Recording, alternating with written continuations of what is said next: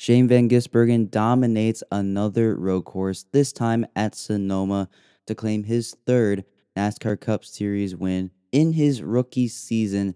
And I think this might be a wake up call for the rest of the NASCAR garage.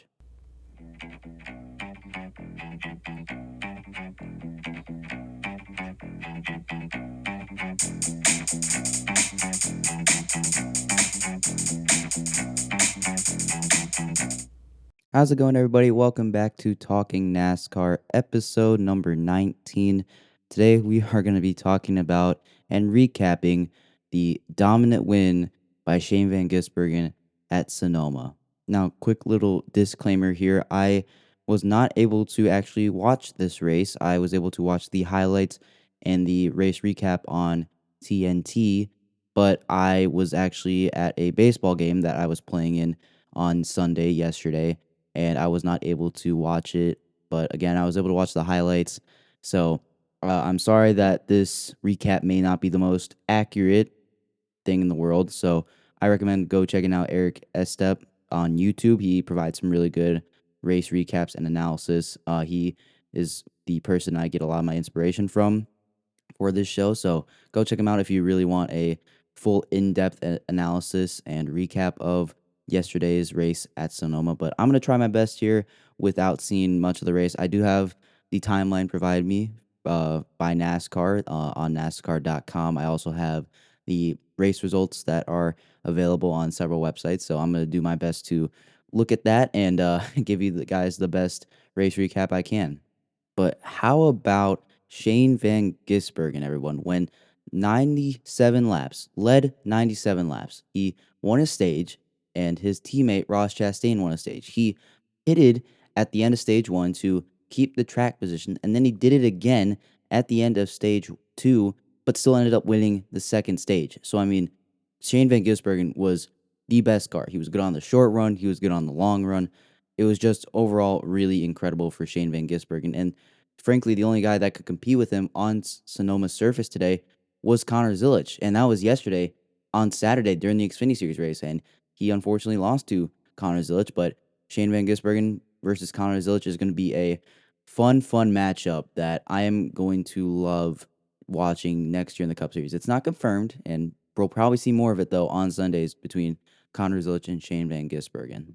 SVG now has 3 wins. That ties the series for the most wins in the season so far. He joins Kyle Larson, who has 3 wins, Denny Hamlin, and Christopher Bell. And Shane Van Gisbergen is the 4th guy to join them in that wins leading category. So that's just insane to think about. He won Mexico City a couple weeks ago. He won Chicago last week. And we all know those are all kind of safe bets, you know? Shane Van Gisbergen was the favorite in most of these races. I think both of them. Mexico City, it's a new track. Most of these drivers haven't even been or seen Autodromos Hermanos Rodriguez. And then the Chicago street race is a street race. It's narrow, it's tight. And Shane Van Gisbergen, from his prior Australian Supercars series experience that he's had, he should have been the favorite. And it was clear why, because Shane Van Gisbergen dominated both races, both last week at Chicago and then this weekend in Sonoma, in wine country, was absolutely insane. And again, just by not watching, it was still incredible. And I think there's a serious conversation now to put Shane Van Gisbergen in the all-time greats with the road course racing, I should say. I don't think Shane Van Gisbergen, with all due respect, he hasn't quite gotten to the all-time great category list yet, but on road courses, he definitely does. He joins some conversations with Jeff Gordon, one of the best road course racers of the 2010s, early 2000s, late 90s. You have Tony Stewart, one of the most versatile racers in the world, racing IndyCar, racing open wheel, racing road courses and ovals, and winning both kinds of tracks in both kinds of cars. Really good. I think he also joins Ricky Rudd, who is an elite road course racer for his time. Regardless, Shane Van Gisbergen, an absolutely dominant win in Sonoma, and congratulations to that entire Trackhouse team. And it's clear to me that Trackhouse knew what they were doing when they put Shane Van Gisbergen in that seat in the number 88 car, because he can do exactly this: win back-to-back weeks of road courses and win 3 of the road courses. And we haven't even gotten to Watkins Glen it. And honestly, at this point, we should probably just write his name in the trophy because the way Shane Van Gisbergen is running is so good. He almost won last year at Watkins Glen in a calling car when calling was probably at their worst since like 2021. So if that doesn't seem anything, like Shane Van Gisbergen is probably the best road course racer talent wise. The all the achievements and statistics, he hasn't quite gone there yet to be in the conversation with Jeff Gordon or Ricky Rudd or Tony Stewart, but talent wise, I think he might be the best road courser in the series. But let's look at some top finishers. Chase Briscoe finished second, had a really, really good race from Sonoma, a really good all around race. And this is actually the first top 5 that Chase Briscoe has scored at a road course in the Cup Series. We all know he was a very successful road course racer in the Xfinity Series. Now we're actually starting to see it, and it's taken a while, and it kind of surprised me and a lot of others. But it's really about time that Chase Briscoe got a top 5 in the Cup Series. Chase Elliott pitted late, uh, late call by Alan Gustafson, but pitted when he was third. Tried to make a last second charge, got back to the original spot where he was. I think he went off course late in the going, and he was just pushing really, really hard, but no one had anything for Shane Van Gisbergen. Still finishes third.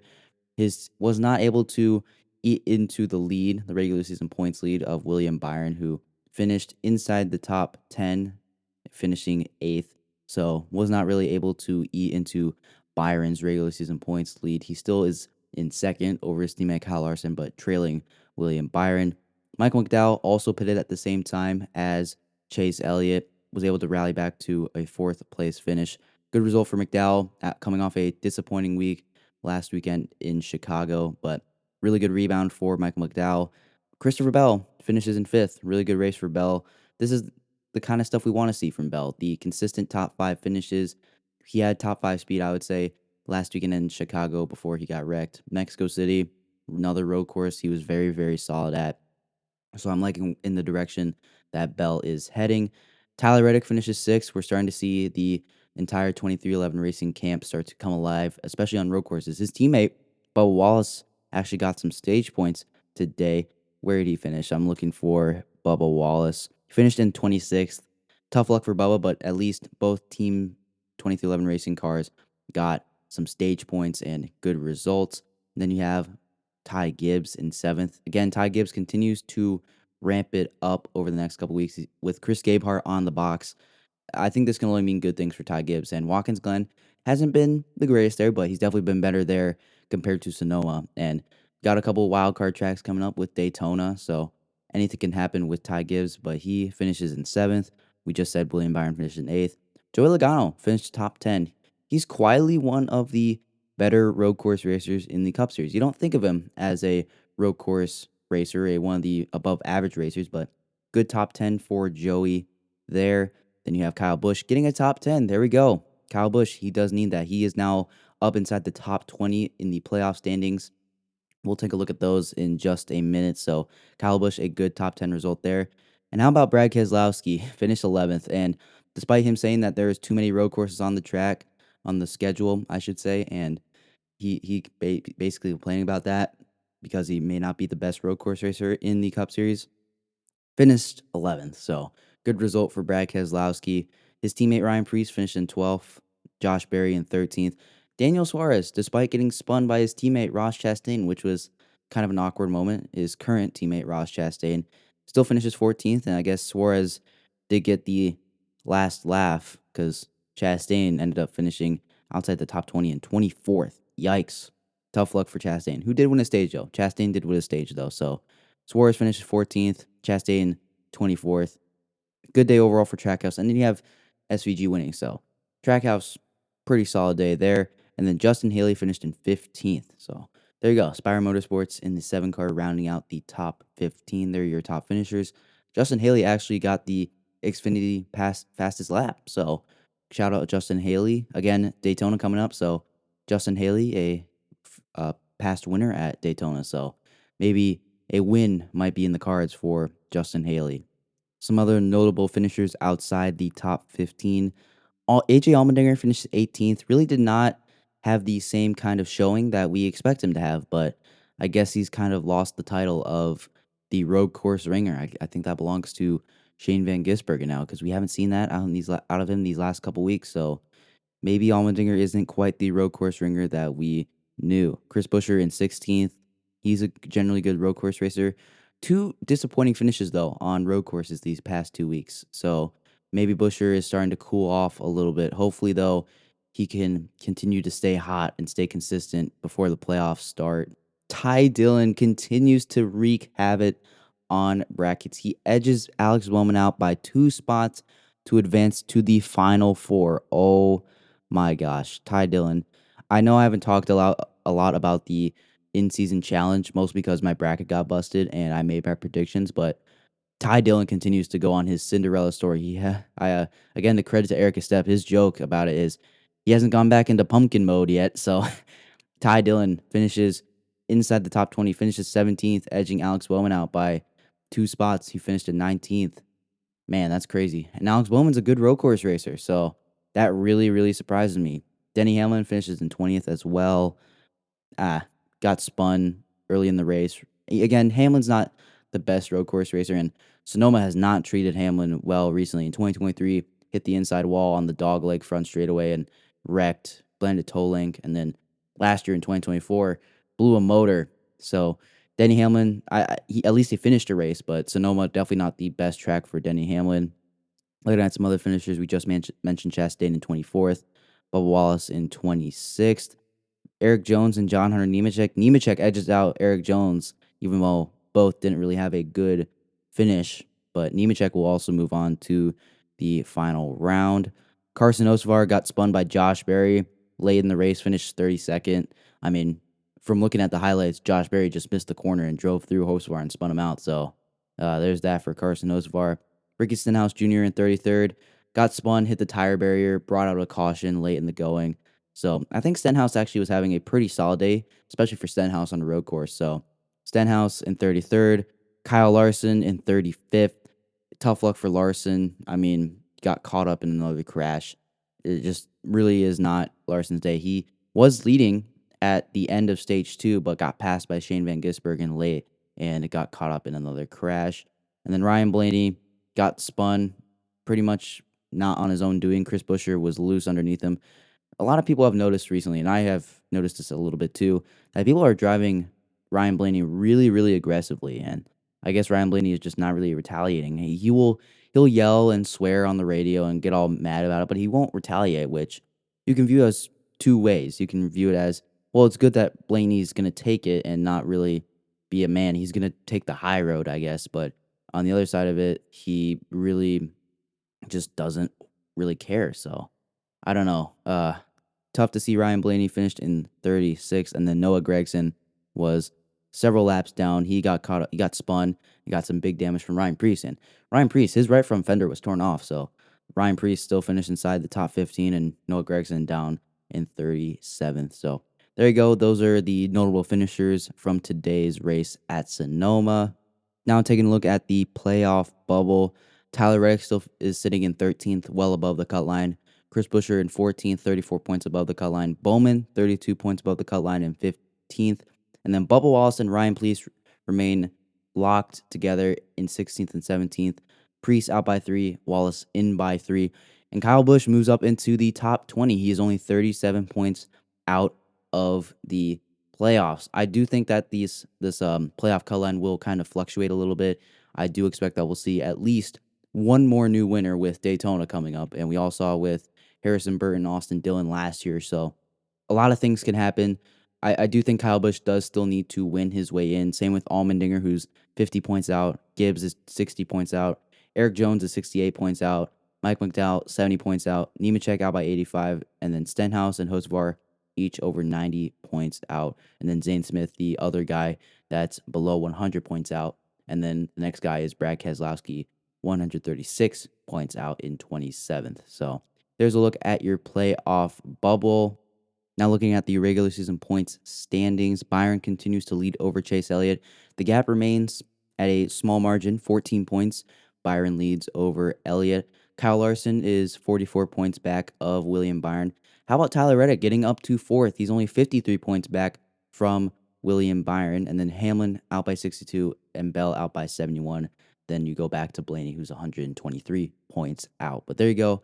That's a look at the current regular season point standings. Again, whoever has the most points at the end of the regular season will win the regular season points championship and bonus playoff points, 5 bonus playoff points, which is huge in this current playoff format. You need every single playoff point you can get. Now, the only other thing I do want to point out here from this race is the Ty Gibbs and Brad Keselowski pit crew scuffle on pit road later in stage 2.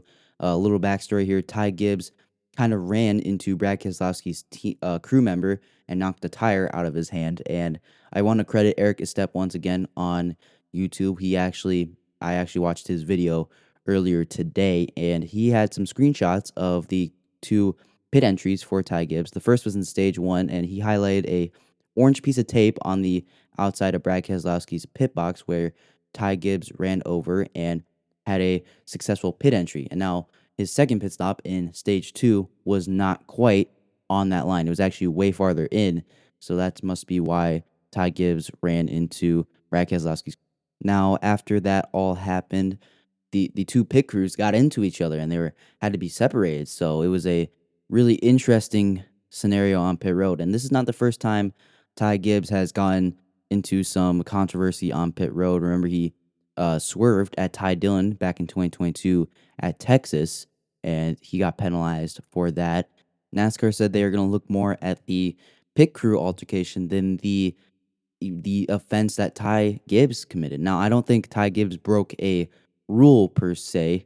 It's more so that he kind of didn't show the 6 team that respect that they deserved, I would say. So that is definitely kind of luck. Some people are considering that Ty Gibbs is retaliating after Chris Buescher kind of pushed him out the way, and they drive the same car, both Buescher and Keselowski. So maybe Gibbs thought it was Keselowski's car, and he wasn't informed that it was Buescher's car, and that's why he kind of came in close. And again, Ty Gibbs did not really break any rule set in the rule book. He more so just broke a formal rule where you kind of disrespected the 6 crew members. But that happened on pit road. I'm a little frustrated that NASCAR is not going to look into what Ty Gibbs did on pit road, but more so what the crew members did on pit road. But that it is what it is. I really hope NASCAR maybe can reconsider that and look into it and maybe assess a penalty or a warning to Ty Gibbs. But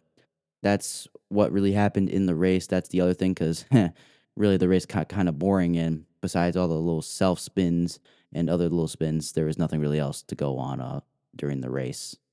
Now, to rate this race, it's kind of tough for me because I obviously didn't watch it, but I honestly think it was pretty similar to what Chicago was. A lot of people think that as well. Some people may differ on that opinion, but I'm going to give it roughly the same score as Chicago. I'm going to keep it nice and simple here because I did not watch it, so I'm just going to go with this. I'm going to give Sonoma's race on Sunday yesterday, I'm going to give it a 60%. Let me know down in the comments what you think, but that's my rating. That's all I got for you guys today. Hope you guys enjoyed, and if you're listening on YouTube, hit that subscribe button, leave a like as well down below. If you're listening on Spotify or Apple Podcasts, give us a follow. If you're listening on any other podcast platforms, so also give us a follow there.